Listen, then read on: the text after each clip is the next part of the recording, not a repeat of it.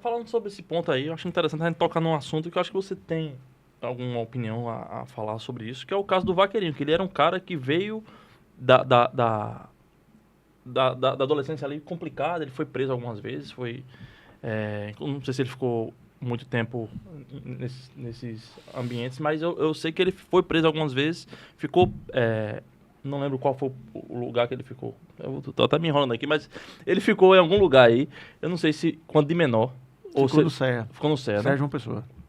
E depois ele sai, quando é maior de idade, e faz aquelas coisas que aconteceram, a história que a gente já sabe como culminou. Qual a tua opinião em relação a esse É, tipo de problema aí que tem a ver com psiquiatria também, na né? verdade, o Gerson, né, ele era um adolescente com um histórico de esquizofrenia na família inteira. A avó diagnosticada com esquizofrenia, a mãe diagnosticada com esquizofrenia, e ele foi diagnosticado com esquizofrenia na Fundac, na Socioeducação Paraibana. Fomos nós que fizemos, né, a nossa equipe que fez o primeiro laudo dele, e nós conseguimos encaminhar um tratamento. Obviamente que quando você tem alguém que não tem uma família estruturada, João, é impossível. Primeiro que ele não poderia passar o resto da vida dentro da socioeducação. Enclausurado lá, né? E pouca gente sabe, mas a prisão dele, a primeira prisão dele, depois que ele saiu da socioeducação, foi porque ele tentou voltar para o CEA. Ele destruiu o portão do CEA. Destruiu Cara. completamente, a PM veio, ele já era maior de idade, então conduziu até a Central dos Flagrantes, obviamente para fazer, e aí foi autuado, ele passou um tempo no presídio do Roger. E lá também foi, obviamente, diagnosticado, foi visto que ele não era um jovem em pleno gozo das suas faculdades mentais, e ele ficou lá um tempo, mas como tudo no nosso sistema também tem um tempo determinado, ninguém pode ficar preso eternamente. E aí ele retorna para as ruas, para acompanhamento, né, do Estado e aguardando julgamento. E culminou naquele ato. E se nós pararmos para avaliar aquelas imagens, né, nós vamos perceber que a entrada dele no ambiente da Leoa foi uma entrada de alguém que não entendia o que estava Tenho fazendo. noção do que tá Ele para, acontecendo. ele olha para a Leoa, você pode perceber isso, e ele desce. Desce, aí ela obviamente ataca, porque é um ataque Instintivo. instintivo do Animal animal, um selvagem. animal selvagem. Você sabe que ninguém tem contato com os leões, né? Ele passa para um compartimento para fechar, a comida é colocada lá, ele vai para lá, é fechada, ele vem, limpa o ambiente dele, porque ninguém pode ter Só contato com o animal visual, selvagem, né? só contato visual. E óbvio, veterinários, equipes veterinárias, eles acabam que vão se aproximando, mas não existe. Então, foi um fato muito triste. Eu acho que para todos nós que conhecemos essa história, mas eu acho que para a sociedade como um todo, porque aquilo ali é um reflexo de algo, João, que está muito presente e as pessoas parecem não notar, né? O abandono do Estado. E aí o Estado que eu estou falando não é o governo do Estado, é o Estado brasileiro, Sim. que abandona suas crianças, abandona seus jovens, nada dá certo, e aí onde é que vai arrebentar isso? Ou na socioeducação ou no sistema prisional. E obviamente que se nós tivéssemos uma política de saúde mental no nosso país, porque tivemos uma luta antimanicomial que com toda razão, ela acaba com os manicômios judiciários, que eram mais depósitos de pessoas do que propriamente um local de tratamento, mas ela não dá uma saída, Não tem uma ela alternativa, não né? dá uma alternativa. O Gerson era um jovem que precisava de um tratamento contínuo. A esquizofrenia é uma patologia que ela tira completamente a faculdade mental daquele que é portador dela. Então ele não tinha muita noção do que fazia. Você vê que na prisão mesmo, o vídeo que correu o mundo, ele diz: não, quando eu sair eu vou quebrar de novo, porque meus documentos estão em Recife. Ele nunca foi em Recife.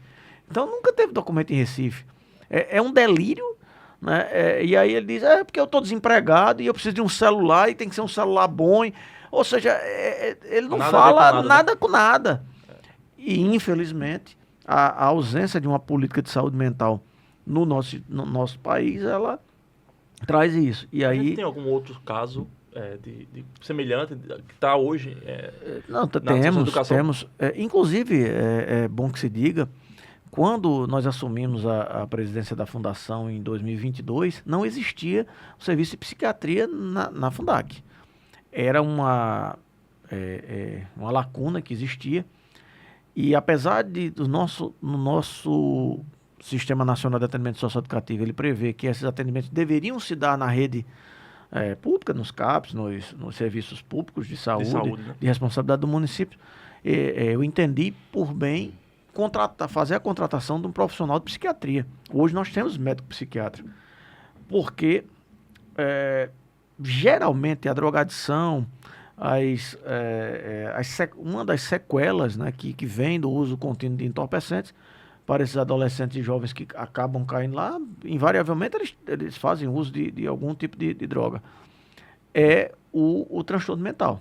Seja um TDAH, seja uma hiperatividade um opositor desafiador, a esquizofrenia, como é o caso do Gerson. Nós temos um adolescente diagnosticado com autismo, que tem hoje, inclusive depois da entrada desse adolescente, o diagnóstico, nós também contratamos psicopedagogo para fazer esse acompanhamento que não existia. E aí, isso é muito importante porque é difícil para a justiça aplicar a lei diante da ausência de uma regra que possa guiar. Então você fica muito ao sabor do magistrado ali. É uma novidade que eu estou tomando conhecimento. O autista no mundo do crime, né? E nesse caso, no mundo do crime, por exemplo, o autista, ele acabou matando o pai. Situação. Tirando a vida do pai, mas num surto, numa crise. Que é mais complexo ainda, porque né? não é só o autismo. Ele não tem só autismo, ele tem um autismo associado a outros transtornos mentais, e que levaram a isso. Ele sequer sabe que fez isso. Até porque o pai era a única pessoa próxima dele. Ele nem sabe. E isso serve de alerta, junto com o caso do Gerson, do Vaqueirinho, para esse momento que a humanidade vive. Eu assistia ontem o Fantástico na Rede Globo e via a reportagem sobre a guerra da Ucrânia. Aliás, desculpa, foi no Caldeirão do Hulk, no Domingão do Hulk. Ele trouxe uma menina que veio da Ucrânia e ele trouxe a família para reencontrar, refugiado da guerra. E aí você para se perguntar o que é que está acontecendo no mundo, porque uma guerra ela não tem muita lógica. A Rússia quer o território, ela vai lá, ela começa a matar os civis, que não tem nada a ver com aquilo ali. E aí você depois vê que tem vários países hoje europeus, e isso é um alerta que a gente precisa ter, em treinamento militar, aguardando uma guerra. A sombra da guerra já está batendo na nossa porta. Foi isso que o chanceler alemão falou. Isso. Então, nós estamos caminhando, talvez, para uma terceira guerra mundial, sem nenhuma previsão do que vai acontecer, porque se alguém resolver usar uma arma nuclear, as consequências disso são inimagináveis. Temos um presidente norte-americano bélico, isso não é fácil. Hoje mesmo teve um ataque à Venezuela, o Ninja falou aqui, que assim, eu sou extremamente crítico ao regime de Nicolás Maduro. É um ditador. Mas quem tem que resolver isso é o povo venezuelano. Não é nenhum país vir de fora para resolver, porque os Estados Unidos não são xerife do mundo. O grande lance é esse. A Rússia atacou a Ucrânia e foi sancionada, foi criticada, pedido de prisão. Quem vai sancionar os Estados Unidos? Quem vai sancionar os Estados Unidos, exatamente. E aí, qual a consequência disso? Nós não sabemos. Eu acho que a humanidade vive um tempo de insanidade mental muito grande, e aí não está só nas patologias, mas falta empatia, falta o mínimo de bom senso nas pessoas, e isso se reflete nos nossos jovens. Esses jovens que chegam na socioeducação, eles são produtos exatamente de uma sociedade. Eles não existem, João. Até chegar lá, até cometer um ato infracional, eles não existem. Sequer tem documentos, muitos deles. E aí, quando eles cometem, a sociedade, esse menino existe, ele está fazendo coisa errada. Então, encarcera, bota para lá e Na aí cabeça deles resolveu o problema. resolveu, mas não resolveu, né? Não resolveu. Na Só raiz, fez não. a- Porque você adia o problema. Exato. E aí a socioeducação entra para tentar corrigir isso com a educação. Nós temos educação continuada, curso de formação profissional, educador físico, médico, psiquiatra, psicólogo, dentista, psicopedagogo, professor, escola em tempo integral. E para quê? Para tentar criar nesse jovem ou adolescente uma consciência crítica de que existe um mundo que ele pode pertencer, que não é aquele mundo do crime que ele foi, inclusive, acostumado a viver.